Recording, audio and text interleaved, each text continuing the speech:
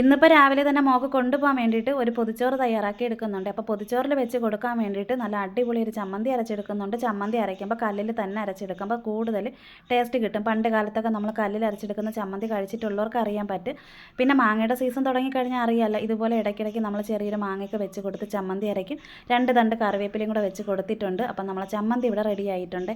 പിന്നെ ചോറ് വെച്ച് കൊടുക്കുമ്പോഴത്തേക്ക് ഒത്തിരി അധികം ചോറും കൂടെ വെച്ച് കൊടുക്കുക. മക്കളാരെങ്കിലും കൊണ്ടുവന്നില്ലെങ്കിൽ ഒത്തിരുന്ന് കഴിക്കാമല്ലോ. അപ്പം നമ്മളെ മാങ്ങാ ചമ്മന്തി വെച്ച് കൊടുത്ത് പിന്നെ തോരത്തിന് ഇന്ന് വെച്ച് കൊടുത്തിരിക്കുന്ന മുട്ടയാണ് എടുത്തിരുന്നത്. എന്ന് വെച്ച് കഴിഞ്ഞാൽ ഇന്നിപ്പോൾ തോരൻ വയ്ക്കാൻ വേറെ ഒന്നും ഇല്ലായിരുന്നു. അപ്പം 3 മത്തി വറുത്ത് അതും കൂടെ വെച്ച് ഇലയുടെ 2 സൈഡ് ഇതുപോലെ ഒന്ന് പിടിച്ചെടുത്തതിന് ശേഷം വേണം പിന്നെ തുമ്പലയുടെ ഭാഗം ഇതുപോലെ മടക്കി ബാക്ക് സൈഡ് കൊണ്ടുവരുമ്പോഴത്തേക്ക് തള്ളവിരൽ വെച്ച് ഇതുപോലെ ഒന്ന് ഉടച്ചു കൊടുത്ത് ഉള്ളിലോട്ടാക്കി കൊടുക്കണേ.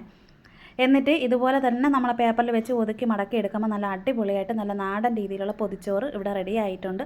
അപ്പോൾ തീർച്ചയായിട്ടും നമ്മൾ ഇന്നത്തെ ഈ ഒരു വീഡിയോ ഇഷ്ടമായിട്ടുണ്ടെങ്കിൽ സപ്പോർട്ട് ചെയ്യാനും ലൈക്ക് ചെയ്യാനും കമൻറ്റ് ചെയ്യാനും മറക്കല്ലേ.